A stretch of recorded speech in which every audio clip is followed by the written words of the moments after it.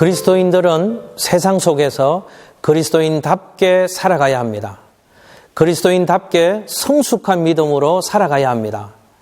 에베소서에서는 그리스도인답게 살아가는 비결, 성숙한 그리스도인의 삶에 대해서 교훈의 말씀을 주십니다. 우리는 보이지 않는 적과의 끊임없는 전쟁을 싸우고 있다라고 말씀하며 그 전쟁에서 승리할 수 있는 비결을 교훈해 줍니다. 그리스도인다운 삶을 성공적으로 살아가려면 영적 전쟁에서 승리해야 되는데 그러려면 이렇게 살아야 된다라고 말씀해 주십니다. 영적 세계와 영적 전쟁이 있음을 인식하라는 것입니다.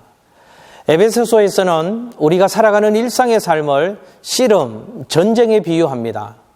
우리의 삶은 전쟁하는 삶이라는 것입니다. 우리의 싸움은 혈과 육에 대한 것이 아니고 악한 영들에 대한 것이라고 말씀합니다. 그렇습니다. 여러분 기억하십시오. 우리는 인간의 타락 때문에 끊임없는 영적 전쟁을 싸우고 있는 것입니다. 처음 사람인 아담과 하와가 마귀의 유혹에 빠져서 범죄했습니다.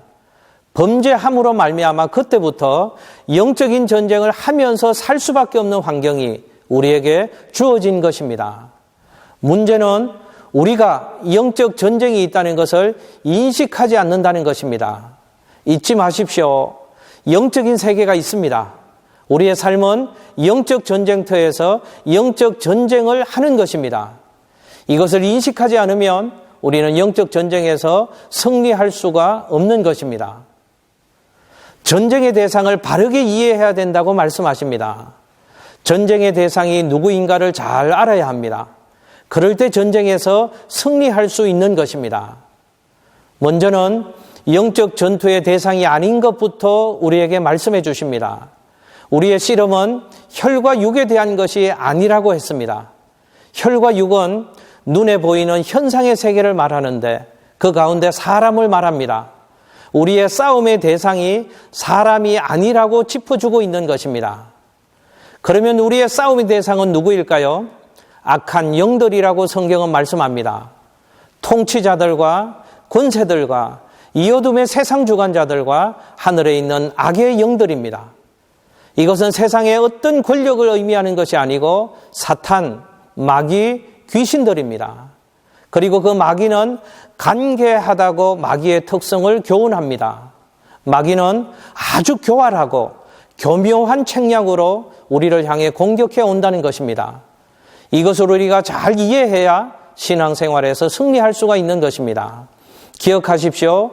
영적 전쟁의 대상은 악한 영이요 아주 교묘하다는 것입니다.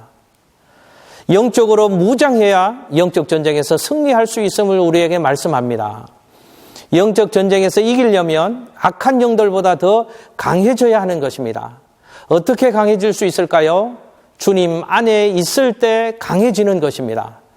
마귀의 권세를 이기고 죽음의 권세를 이기고 부활하신 승리자 예수 그리스도 그분 안에 있으면 우리는 강할 수 있는 것입니다. 주님 안에 있기 위해서 우리가 예배하는 것입니다. 주님 안에 있기 위해서 말씀을 읽는 것입니다.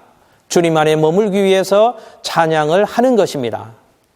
그리고 하나님의 능력을 덧입으라고 우리에게 말씀합니다.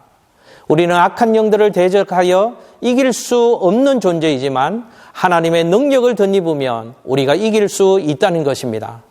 기도함으로 주의 능력을 덧입어 필요하고 원하는 것을 풍성하게 받을 수 있고 기도함으로 주의 능력을 덧입어서 받은 것을 빼앗기지 않고 누리며 활용하며 관리하며 살아갈 수 있게 되는 것입니다.